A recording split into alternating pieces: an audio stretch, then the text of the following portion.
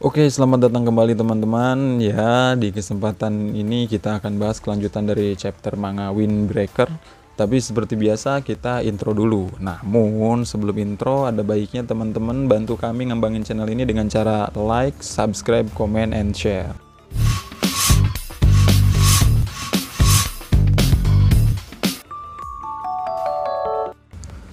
Di chapter kali ini, panel pertama diperlihatkan Sakura dan Sugishita yang melanjutkan perkelahian mereka. Namun saat mereka berdua mau baku hantam, tiba-tiba terdengar suara dari arah pengeras suara. "Semuanya, selamat sudah berhasil sampai sekolah ini." Suara itu membuat si isi kelas terkejut, begitupun Sugishita yang langsung diam mendengar suara itu. Si Sakura meminta untuk melanjutkan perkelahian kepada Sugishita.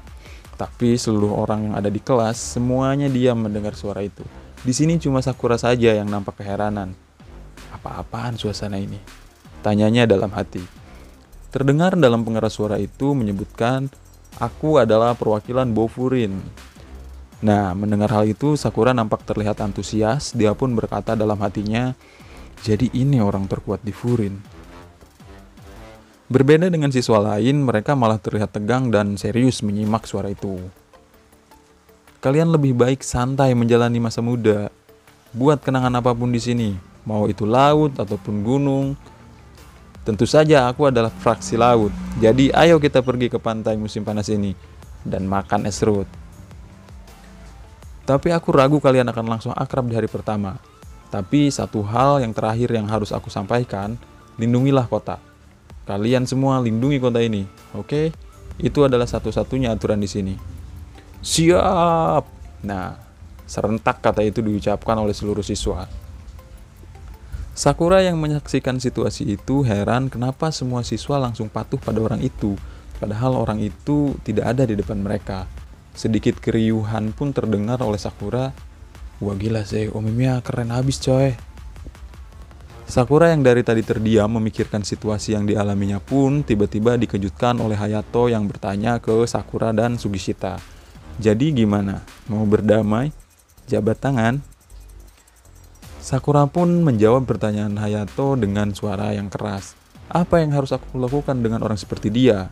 Wajah Sakura memerah. "Aku pikir Sugishita lah yang pertama kali memulai. Tapi jika kamu ingin tempat teratas, harusnya ini akan menjadi mudah," tanya Hayato ke Sakura. Selanjutnya Sakura berkata ke Sugishita, "Apa yang Umemiya pikirkan jika dia mendengar kau membunuh teman sekelasmu?" Mendengar hal itu, Sugishita dengan sangat kaku menyodorkan tangannya untuk bersalaman ke Sakura. Di panel ini Sakura terkejut dan dengan penuh pertimbangan Sakura berkata dalam hatinya, "Aku hanya harus menjabat tangannya aja kan? Ini pertama kalinya aku menyentuh orang tanpa berkelahi." Selanjutnya di panel ini ditunjukkan Sakura dan Sugishita saling menjabat tangan. Meski ekspresi mereka terlihat sangat terpaksa untuk melakukannya, namun ternyata kejadian jabat tangan itu disambut hangat oleh siswa lain.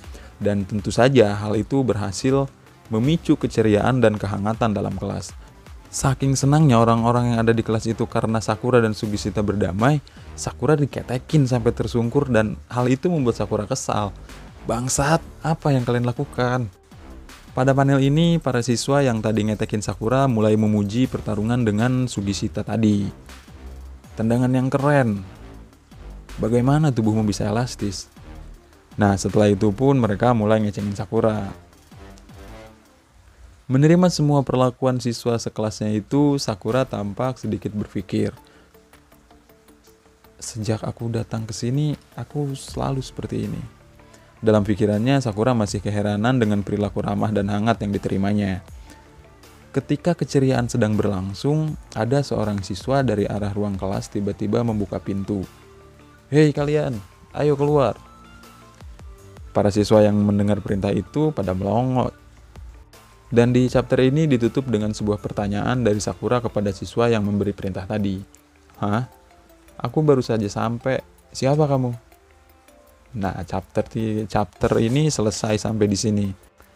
Nah, dari sini sedikit kita bisa simpulkan bahwa Hayato ini sepertinya bukan orang sembarangan ya. Kemampuan diplomasinya cukup baik setidaknya untuk membuat Sakura dan Sugishita berdamai. Hayato menggunakan obsesi dari Sakura yang ingin menempati tempat teratas dan menggunakan obsesi si Sugishita yang sangat mengidolakan Umemiya sebagai alasan untuk mereka berdamai. Nah, dan di sini juga akhirnya Sakura mendapatkan apa yang nggak pernah dia dapetin sama dia sebelumnya, yaitu pertemanan dan pengakuan. Oke, itu aja yang bisa kami ulas di kesempatan ini. Kurang lebihnya mohon maaf, dan buat yang nonton kami ucapin makasih. Jangan lupa like, comment, subscribe, and share. Permios.